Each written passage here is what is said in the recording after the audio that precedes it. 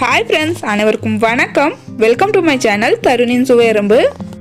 இந்த வீடியோல எல்லாருக்குமே ரொம்ப பிடிச்ச ரவா கேசரி ரெசிபி பார்க்கலாம்.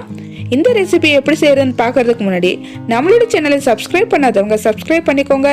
கூடவே இருக்கிற பெல் ஐகானையும் கிளிக் பண்ணிக்கோங்க. வாங்க ஃப்ரெண்ட்ஸ் வீடியோக்குள்ள போகலாம். அடுப்புல ஒரு பேன் வச்சிருக்கேன். பேன் ஹீட் ஆனதுமே 1 டீஸ்பூன் நெய் ஆட் பண்ணிக்கிறேன்.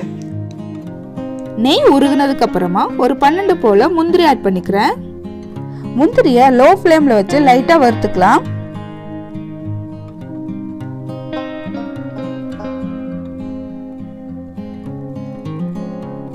லைட்டா கலர் சேஞ்ச் ஆனதுமே ஒரு 12 போல திராட்சை ஆட் பண்ணிக்கிறேன். திராட்சை பலூன் மாதிரி வர்ற வரைக்கும் வறுத்துக்கலாம்.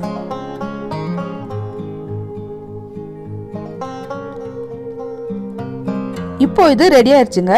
இதுல 3/4 கப் அளவுக்கு ரவை ஆட் பண்ணிக்கிறேன். ரவைய லோ ஃப்ளேம்ல லைட்டா மணம் வர வரைக்கும் வறுத்துக்கலாம். ரொம்ப அதிகமா வறுபட தேவையில்லை. லைட்டா கலர் சேஞ்ச் ஆனாலே போதுமானதா இருக்கும். லோ ஃப்ளேம்ல வறுக்கணுங்க, அப்பதான் எல்லா பக்கமும் வறுபடும். ரவை வறுபடுறதுக்கு ஒரு 5 நிமிஷம் ஆகும். நல்லா வறுத்துக்கலாம்.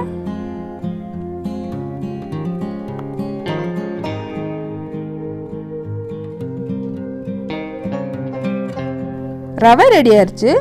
ரவையை குக் பண்ணுறதுக்கு நான் 2.5 கப் தண்ணி ஆட் பண்ணியிருக்கேன். 3/4 கப் ரவைக்கு 2.5 கப் தண்ணி கரெக்டாக இருக்கும். ஆட் பண்ணதுக்கு அப்புறமா கொஞ்சமாக ஃபுட் கலரை தண்ணியில் மிக்ஸ் பண்ணி ஆட் பண்ணிக்கிறேன். 1/4 டீஸ்பூன் ஏலக்காய் தூள் ஆட் பண்ணிக்கிறேன். ஒரு பிஞ்ச் அளவுக்கு உப்பு ஆட் பண்ணிக்கிறேன். இதெல்லாம் சேர்த்துட்டு நல்லா கொதிக்க விட்டுறலாம். தண்ணி கொதிச்சதுக்கு அப்புறமா வறுத்து வச்ச ரவையை ஆட் பண்ணிக்கிறேன். ஆட் பண்ணிட்டு ரவையை நல்லா குக் பண்ணிக்கலாம்.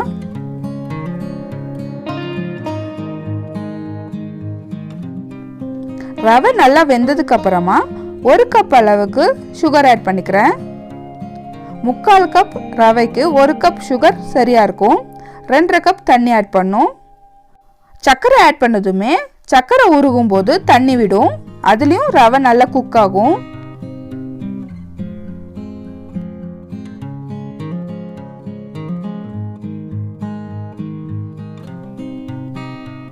இந்த ஸ்டேஜ்ல 1 டேபிள் ஸ்பூன் அளவுக்கு நெய் ஆட் பண்ணிக்கலாம். நெய் ஆட் பண்ணிட்டு நல்லா கலந்து விட்டுறலாம்.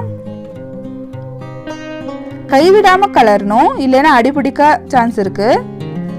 இது 3/4 கப்ன்றதுனால ஒருத்தர் கலர்னாவே போதுமானதா இருக்கும்.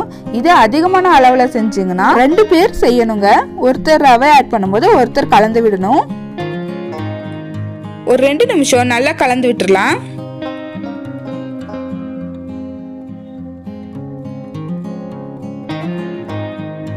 நல்லா குக் ஆயிடுச்சுங்க. ஃபைனலா 1 டீஸ்பூன் நெய் ஆட் பண்ணி இறக்குனீங்கன்னா சூப்பரான ரவா கேசரி ரெடி ஆயிடுச்சு. நான் இப்போ செஞ்சிருக்கிற கேசரி ரெசிபிக்கு ஃபுட் கலர் ஆட் பண்ணியிருக்கேன். உங்களுக்கு ஃபுட் கலர் ஆட் பண்ணாமல் நேச்சுரல் கலர் யூஸ் பண்ணி கேசரி எப்படி செய்யறதுன்னு தெரிஞ்சுக்கணும்னா கீழே கமெண்ட் பண்ணுங்க. என்னோட சேனல் உங்களுக்கு பிடிச்சிருந்துச்சுன்னா லைக் பண்ணுங்க, ஷேர் பண்ணுங்க, சப்ஸ்கிரைப் பண்ணுங்க. கூடவே இருக்கிற பெல் ஐக்கானையும் கிளிக் பண்ணிக்கோங்க. நான் எப்பப்பெல்லாம் வீடியோ போடுறேனோ அப்போல்லாம் உங்களுக்கு உடனுக்குடனே நோட்டிஃபிகேஷன் வந்துடும். தேங்க்ஸ் ஃபார் வாட்சிங் ஃப்ரெண்ட்ஸ். அடுத்த வீடியோவில் சந்திக்கலாம். பாய்.